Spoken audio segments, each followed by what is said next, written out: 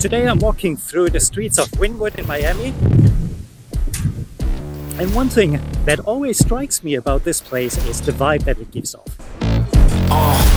Pardon me in my tone. You can't step to my throne. They ain't working like me. I did this on my own. Everybody looks around, is happy, is really excited to be here. And compare that to the typical office environment where you have a sterile environment, no big shapes or colors or anything, and you feel miserable. And then you have places like this where everybody, like just these girls over there, you know, everybody takes pictures, everybody is admiring the art around them. And is it just the colors and the art and the shapes and everything that you look at? I think the actual reason goes a lot deeper. I got the power, I got the keys, 'cause I break the chains. They try to hold me, I'ma push back. Just wait and you'll see. And maybe you can relate. You are an expert in your field. You consider yourself a high achiever and you're competent in what you do. But still, there is a layer of fog over what you would call fulfillment and true freedom. This place here in Miami actually teaches us about that. It inspired me to think more broadly about freedom, and it can help you to gain the steps required to find this true freedom that matters to you. At first glance, you may deduce that the happy vibe is purely down to the artistic way of this area, the colors, the shapes, lots of items that will catch your interest. But that is only the outer shell. There is something far deeper at work here. Keep watching to find out what that is. But if it's the first time for you here, my name is Kai, and on this channel I talk about self-development and I help high achievers find their path to true fulfillment and freedom. I do that by sharing some experiences on self-development as well as leadership. When you sit down at your desk going about your daily business, what is your intention?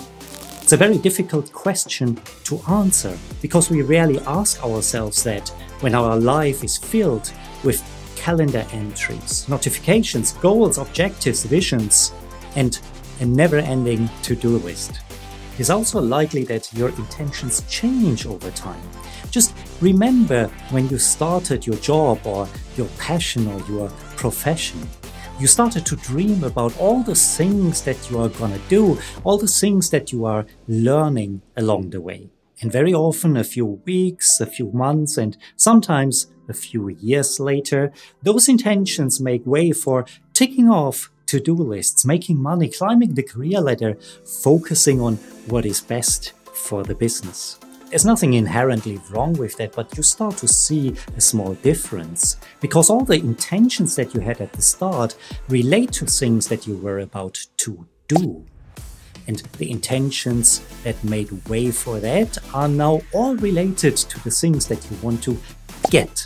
Now let's return to Wynwood. Looking at the paintings, the neat cafes, the artistic restaurants, what do you think the intention was of any of the artists that painted those walls? Make money? Get famous? Be recognized? I'm certain that for the majority, it was the joy of creating. Making something that they are proud of, even learning techniques that make their art better. Imagining how this contributes to the happy vibe that we can feel here in this environment. They focused on things that they can do. Folks, we all need to make some money. We all want to be recognized, and admiration, that would be wonderful. But let me tell you, as someone who has achieved that early in life, that weren't the things that contributed to my feeling of fulfillment and freedom. But when I started to focus on the things that I can do, maybe manage a team, fly a plane, or create a YouTube video, I was proud of the contributions that I made to the people around me. So if you want answers about why you may not feel as fulfilled in life as you think you should because you have a lot of success, then start to write down the things that you do, and also write down the things that you are hoping to get, and then start to rebalance that list and start to focus your energy again on the things that do bring you true freedom, and that is the doing. I love having you around here on this channel, and very curious what obstacles you face on your journey towards a more fulfilled life. So please leave me a comment down in the comment section below.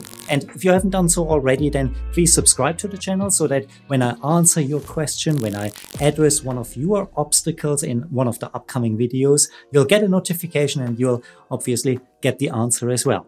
Now, in the meantime, one of the obstacles I personally face is often overthinking, and that's why I made a video on it already. So I'll link that in the end screens for you as well. Gotta go now, so I will leave you with a few pictures for good vibes.